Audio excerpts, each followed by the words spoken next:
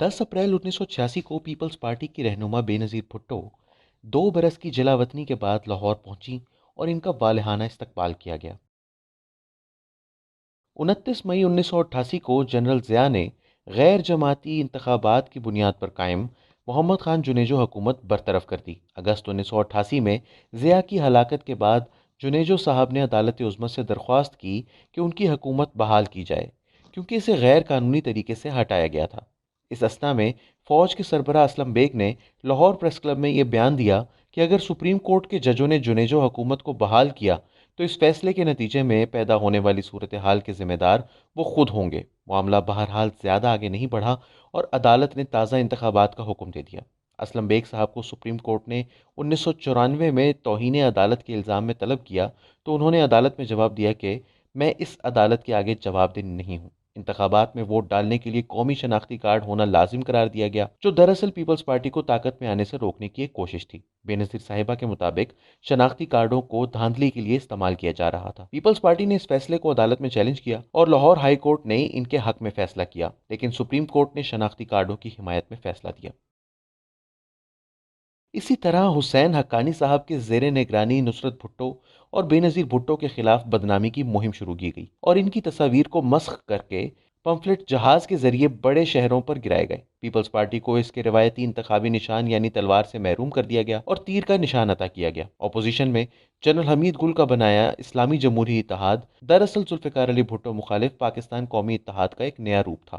ان تمام اقدامات کے باوجود بے نظیر صاحبہ کی جماعت وفاقی انتخابات میں کامیاب ٹھہری۔ ان انتخابات میں حیران کن طور پر 54 آزاد امیدوار قومی اسمبلی کے انتخابات میں کامیاب ہوئے۔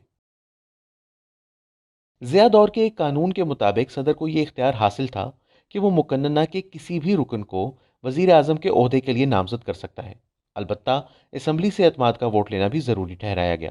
پاکستان پیپلز پارٹی نے قومی اسمبلی کی 207 نشستوں میں سے 93 پر کامیابی حاصل کی، جبکہ اسلامی جمہوری اتحاد نے 55 نشستوں پر کامیابی حاصل کی۔ اتحاد کے سربراہ نواز شریف نے انتخابات سے اگلے روز حکومت بنانے کا اعلان کیا۔ اقتداری اونٹ کی کروٹ کا فیصلہ صدر غلام اسحاق خان کے ہاتھ میں تھا۔ بالآخر صدر صاحب نے محترمہ بے نظیر بھٹو کی جماعت کو اس شرط پر اقتدار منتقل کیا کہ وہ صدارتی انتخابات میں غلام اسحاق خان کو ووٹ دیں گے۔ صدارتی انتخاب میں پیپلز پارٹی ارکان نے ایم آر ڈی کے تحریک کے دوران اپنے حلیف نوابزادہ نصر اللہ خان پر اسحاق خان کو فوقیت دی۔ بے نظیر صاحبہ کو پہلی حکومت کے دوران مقتدر حلقوں کی جانب سے مطلع کر دیا گیا تھا کہ دفاع اور خارجی معاملات، خاص طور پر پاکستان کے جوہری پروگرام میں مداخلت نہ کی جائے، اور انہی شرائط پر اقتدار منتقل کیا گیا۔ اس دور حکومت میں پنجاب اور بلوچستان میں اپوزیشن کی جماعتیں برسر اقتدار تھیں اور ان حکومتوں کو برطرف کرنے کی ہر ممکن کوشش کی گئی۔ پنجاب میں اپنی وزارت خطرے میں دیکھ کر نواز شریف صاحب اسمبلی کے آزاد نمائندوں اور اپنی جماعت کے چند افراد کو چھانگا مانگا لے گئے تھے اور ان سے وفاداری کا حلف لیا گیا تھا۔ وزارت عظمیٰ حاصل کرنے کے بعد اپنی پہلی پریس کانفرنس میں بے نظیر صاحبہ نے نواز شریف کو پنجاب کا جی ایم سید قرار دیا۔ انہوں نے پنجاب کی صوبائی حکومت کو غیر مستحکم کرنے کے لیے اپنی جماعت کے سیکرٹری جنرل ٹکا خان کو صوبائی گورنر کا عہدہ عطا کیا۔ سن 1989 میں اندرون سندھ حالات بہت کشیدہ ہو چکے تھے اور امن و امان کی بگڑتی صورتحال کی ایک وجہ جی ایم سید کی سندھو دیش تحریک تھی۔ اسمبلی میں واضح برتری نہ ہونے کے باعث پیپلز پارٹی حکومت مسلسل خطروں کا شکار رہی۔ اسمبلی کی تشکیل کو ایک سال بھی نہیں گزرا تھا کہ وزیر اعظم صاحبہ کے خلاف عدم اعتماد کی قرارداد پیش کرنے کا شوشہ اٹھا۔ مرکز میں حکمران جماعت کی حلیف عوامی نیشنل پارٹی اور مہاجر قومی موومنٹ نے پیپلز پارٹی سے قطع تعلقی اختیار کر لی۔ قرارداد عدم اعتماد سے قبل اپنی جماعت کے ارکان اسمبلی کو ماحولیاتی سازشوں سے دور کرنے کے لیے محترمہ نے فضائیہ کے طیاروں میں اپنے 100 ارکان اسمبلی کو منگورا سوات بھیج دیا۔ قرارداد عدم اعتماد کامیاب نہ ہو سکی اور حکومت کو اس مارکے میں فتح حاصل ہوئی۔ 1990 میں صوبہ سندھ میں حالات نازک موڑ پر پہنچ چکے تھے۔ پیپلز پارٹی کے طلبہ ونگ اور مہاجر پارٹی کے کارکنان کے درمیان اغوا کنندگان کے تبادلے چل رہے تھے۔ بے نظیر صاحبہ نے 1988 میں حکومت ملتے ہی فوجی عدالتوں کے فیصلوں کو کالعدم قرار دیتے ہوئے سینکڑوں سیاسی کارکنان کو رہا کر دیا تھا۔ ان اسیران میں سب افراد بے قصور نہیں تھے اور ان کی رہائی کے باعث امن و امان کی صورتحال خراب ہوئی۔ وزیر اعظم نے فوج کو طلب کرنے سے اجتناب کیا کیونکہ وہ اپنے حلقے میں فوج کی مداخلت برداشت نہیں کر سکتی تھیں۔ مئی 1990 میں سندھ حکومت نے حیدرآباد میں کرفیو نافذ کر دیا۔ حیدرآباد قلعے سے خواتین اور مرد قرآن اٹھائے نکل پڑے۔ پولیس نے ان پر گولی چلا دی اور فسادات کے نتیجے میں 70 افراد مارے گئے۔ پولیس کے مطابق ان افراد کے عقب میں بندوقوں والے لوگ موجود تھے، جبکہ مہاجروں کے مطابق 69 عورتوں پر گولی چلائی گئی۔ اس واقعے کے رد عمل کے طور پر کراچی میں بھی فساد پھیلا اور 200 سے زیادہ لوگ جان سے ہاتھ دھو بیٹھے۔ اس موقع پر صدر نے فوج کو طلب کیا۔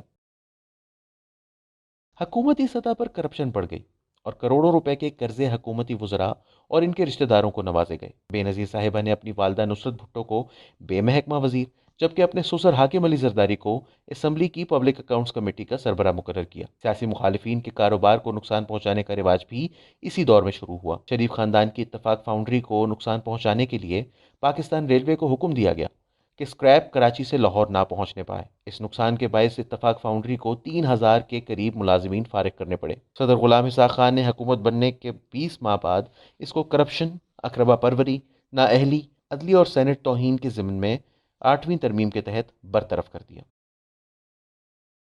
صدر کی جانب سے بے نظیر صاحبہ کے خلاف کرپشن کے 6 ریفرنسز دائر کیے گئے۔ صدر کو یہ اختیار ضیاء دور میں دیا گیا تھا۔ پہلا ریفرنس خفیہ فنڈ میں خورد برد سے متعلق تھا۔